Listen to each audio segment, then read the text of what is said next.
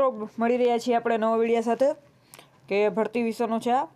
તમારું નોટિફિકેશનમાં જોઈશું કઈ જગ્યાએનું છે. તો આર્મીની ભરતીનું છે, તો એનું આપણે જોઈશું કઈ રીતે શું છે. ગુજરાતમાં પણ જગ્યા છે, 10 પાસ ઉપર પણ છે, 12 પાસ ઉપર પણ છે અને ITI ઉપર ત્રણેય ઉપર જગ્યાઓ છે અવેલેબલ આપણે. અને ખાસ આવા કોઈ પણ વિડીયો માટે અમારી ચેનલને સબસ્ક્રાઈબ કરવાનું ભૂલતા નહીં, કે જેથી તમને કોઈ પણ આવા ઇમ્પોર્ટન્ટ વિડીયો હશે જે એ બધું મળી જશે તમને. આપણે જે જરૂરી સારી એવી નોકરી હશે સરકારી, એના જ વિડીયો આપણે મૂકી છે. બાકી બીજી નોકરીના વિડીયો નથી મૂકતા. બીજા તો ઘણા ડેઈલી રોજ આવતા જ હોય છે, પણ આપણે જે સારી સારી ભરતી હોય એના વિડીયો બનાવીને આપણે ગ્રુપમાં મૂકી છે. માટે જોડાઈ રહો જેથી તમને માહિતી મળી રહે, અને વિડીયોના એન્ડ સુધી બન્યા રહો જેથી કોઈ કન્ફ્યુઝન ના રહે વચ્ચે તમને. તો આપણે જોઈશું આર્મીની ગ્રુપ Cની ભરતી છે, ઠીક છે. તો આમાં આપણે જગ્યાઓનું જોઈ શકો છો તમે. ઇલેક્ટ્રિશિયનની છે, ટેલિકોમ મેકેનિકની છે, ક્લાર્કની છે, ફાયરમેનની છે, ડ્રાઈવરની છે, વ્હીકલ મેકેનિકની છે, ફિટર, વેલ્ડર, ટ્રેડમેન, કુક એટલે રસોઈયાની છે, સ્ટોર કીપરની છે, ટેલિકોમ મેકેનિકની છે, ટીન એન્ડ કોપર સ્મિથની છે, બાકી આમ બધું જોઈ શકો છો. બાર્બરની છે, ઇલેક્ટ્રિશિયન, મશીનિસ્ટ છે, વેલ્ડરનું જે આપણે જોયું એ ઠીક છે. એમાં આપણે ખાસ ગુજરાતમાં કઈ કઈ જગ્યાઓ છે એનું આપણે જોવું હોય તો ગુજરાતનું આપણે જોઈશું. તો આ ગુજરાતનું તમે જોઈ શકો છો ઉપર. તો ગુજરાતમાં આપણે લોઅર ડિવિઝન ક્લાર્ક, ઠીક છે, ક્લાર્કની જગ્યા છે. અને એ સિવાય બીજી બધી ઘણી જગ્યાઓ છે જે તમને અત્યારે મેં કીધી છે, પણ એ ગુજરાતની બહાર પોસ્ટિંગ આવી શકે. આર્મીની ભરતી છે ભાઈ. ગુજરાતમાં પોસ્ટિંગ માટે લોઅર ડિવિઝન ક્લાર્ક, ઠીક છે, ક્લાર્કની ભરતી છે. હવે આના આપણે ક્વોલિફિકેશન ને બધું, એજ લિમિટનું ને એનું બધું જોઈશું. તો આમાં તમે જોઈ શકો છો. પહેલાં તો ખાસ કે એક્ઝામનું આપણે જોઈએ તો એક્ઝામ માટે ગુજરાતમાં છે સેન્ટર વડોદરા, ઠીક છે. તો એક્ઝામ તમારે એવું નથી કે બીજા રાજ્યમાં આવે, ઠીક છે. બાકી મોટા ભાગે ઘણીવાર આવે છે બીજા રાજ્યમાં, પણ આ વડોદરા એક્ઝામ આવી શકે છે. આપણે ક્વોલિફિકેશનનું જોઈશું. તો ફાર્માસિસ્ટ, ઠીક છે, દરેક પોસ્ટનું આપણે જોઈશું કે જેઓને બીજા રાજ્યમાં ફોર્મ ભરવું હોય તો ભરી શકે છે. તો ફાર્માસિસ્ટનું જે છે 10 પાસ હોય અને 2 વર્ષનો ડિપ્લોમા કરેલો હોય છે ફાર્મસીની અંદર. ઇલેક્ટ્રિશિયન, તો ઇલેક્ટ્રિશિયનમાં 12 પાસ અને અંદર છે કોર્સ, ઠીક છે, ITIનો. જો electrician, mechanic, engineering, vehicle mechanic, draughtsman, તો આ બધામાં શું એના કોર્સ કરેલા હોવા જોઈએ.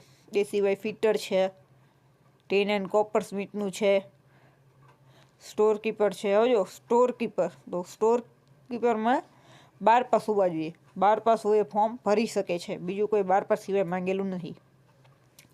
એ સિવાય જો લોઅર ડિવિઝન ક્લાર્ક, કે જે ક્લાર્કની ભરતીમાં આપણે ગુજરાતમાં જગ્યા છે તો એનું તમે ભરી શકો છો ફોર્મ. તો ક્લાર્કમાં માત્ર 12 પાસ માંગેલ છે અને તમારા કોમ્પ્યુટરમાં સ્પીડ હોવી જોઈએ, બીજું કાંઈ નહીં. એ પણ તમે પરીક્ષાને પાસ કરો એના પછી સ્પીડનો ટેસ્ટ આવે, એની પરીક્ષા આપવાની રહે અલગથી. પણ એમાં એટલું કાંઈ હોતું નથી. તમે મહિનો કોમ્પ્યુટર ઉપર બેસીને કરો તો આરામથી ટાઈપિંગની સ્પીડ આવી જાય. એ સિવાય ફાયર એન્જિન ડ્રાઈવરનું છે, ફાયરમેનનું છે, સિવિલ મોટર ડ્રાઈવરનું છે. જો સિવિલ મોટર ડ્રાઈવર, તો એની અંદર 10 પાસ અને હેવી લાઇસન્સનું જે હેવી લાઇસન્સ હોવું જોઈએ તમારા જોડે. બાકી રસોઈયાની જગ્યા છે એમાં 10 પાસ. સ્ટ્રેડમેન, સ્ટ્રેડમેનમાં પણ 10 પાસ છે. બાર્બરની છે, વોશરમેન છે, તો એમાં 10 પાસ અને એ સિવાય આવડવું જોઈએ કામ, બીજું કાંઈ નથી. હવે એ સિવાય 10 પાસ ઉપર છે MTS મલ્ટીટાસ્કનું છે, ઠીક છે. MTSની ભરતી છે ભાઈ. ગુજરાતમાં આપણે કીધું ક્લાર્કની છે. બાકી આ બધી છે તેમાં ફોર્મ ભરી શકાય છે, પણ પોસ્ટિંગ ગુજરાતની બહાર આવી શકે. અને ક્લાર્કમાં બીજે આવી શકે પોસ્ટિંગ, પણ જ્યાં સુધી પહેલાં ગુજરાતમાં લાગી જતું હોય મેરિટમાં તો ગુજરાતમાં આવે, નહીં ત્યારે બીજા રાજ્યમાં આવે. પગાર ધોરણનું જોઈ શકો છો તમે. તો પગાર બધામાં અલગ અલગ છે, ઠીક છે. તો એ તમે જો પે મેટ્રિક્સ લેવલ 1 થી 5 સુધીનું છે, ઠીક છે. એટલે કે પગાર તમારે 20,000ની આજુબાજુમાં આવે. 19,900થી ગણી લો, ત્યારથી સ્ટાર્ટિંગ થાય બધી પોસ્ટ માટે પગારનું.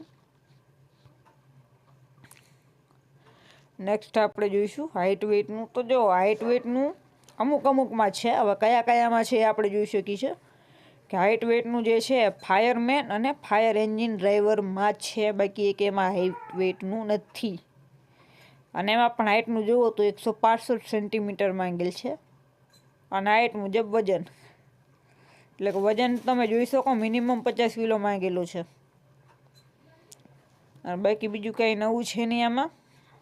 હવે એપ્લાયનું જોઈશું, હાઉ ટુ એપ્લાય. તો આ એપ્લાય આપણે જે છે એ આની વેબસાઇટ ઉપર કરવાનું હોય છે, પણ આની અંદર થોડુંક અલગ છે, તો એ આપણે પ્રોસેસ સમજશું. તો અહીં લખ્યું છે જો હાઉ ટુ એપ્લાયમાં, candidates to forward application as per prescribed format given in the advertisement along with a self-addressed envelope with postal stamp of ₹5 properly sealed and envelope of the address mentioned again post apply through ordinary post. એટલે કે તમારે ટપાલથી મોકલવાનું છે જે ત્યાંનું એપ્લિકેશનનું જે લખવાનું હોય એ મુજબ, કે આ તમારી રીતે અરજીનું લખવાનું હોય, જોડે ડોક્યુમેન્ટ હોય એ બધા જોડવાના હોય, અને એમાંય પાછું ₹5 સ્ટેમ્પ લગાડવાનો છે. ઠીક છે, ₹5 સ્ટેમ્પ લગાડવાનો છે અને તમારે પોસ્ટ ઓફિસથી મોકલવાનું રહેશે. આમાં બીજું જોઈએ, last date four receipt of application is 21 days from the date of publishing the advertisement. એટલે કે આની તમારે એપ્લાય કરવું હોય તો આ તમારે અત્યારથી કરો તો 15 દિવસ સુધી, એટલે કે 15 જાન્યુઆરી સુધીમાં તમારે આ પોસ્ટથી મોકલી દેવું પડે. સિવાય સાથે બીજું કાંઈ ફીનું ને એવું કાંઈ છે નહીં. અને એ સિવાય આમાં તમે જોઈ શકો કે આમાં પરીક્ષા ડાયરેક્ટ પહેલાં નથી આવવાની, પહેલાં તમારું શોર્ટ લિસ્ટિંગ થશે, એટલે કે ટકાવારી ઉપરથી લિસ્ટ બહાર પડશે, અને પછી એ લિસ્ટમાં જે સિલેક્ટ થયા હશે એમની પરીક્ષાને એવું લેવામાં આવશે. પરીક્ષાનું જુઓ તો પરીક્ષામાં પેપરમાં શું છે, કયા કયા વિષય છે, તો આ વિષયનું તમે અહીં જોઈ શકો છો કે ઇંગ્લિશ છે, જનરલ અવેરનેસ છે, ન્યુમેરિકલ એપ્ટિટ્યૂડ. મેન જુઓ તો તમે જનરલ નોલેજ હોય, કરંટ અફેર્સ, ઇંગ્લિશ, રિઝનિંગ, બસ. બાકી બીજું કાંઈ નવું છે નહીં આમાં.